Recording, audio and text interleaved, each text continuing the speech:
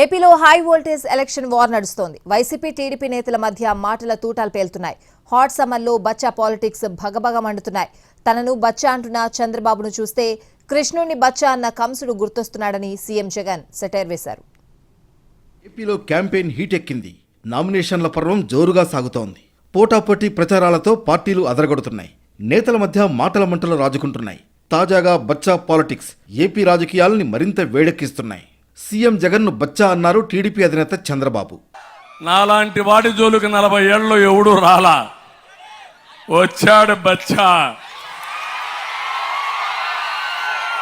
చూపిస్తా, వదిలిపెట్టను, ఏంటో ఆయన ప్లేస్ చరిత్రలో చూపించే బాధ్యత నాది. చంద్రబాబుకు స్ట్రాంగ్ కౌంటర్ ఇచ్చారు సీఎం జగన్.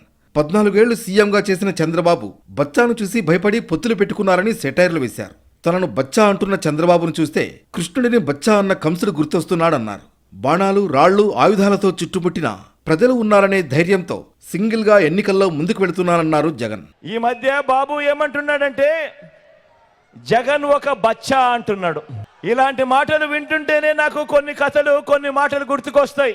కృష్ణుడిని బచ్చా అనుకున్న కంసుడు పూతన కాలింది.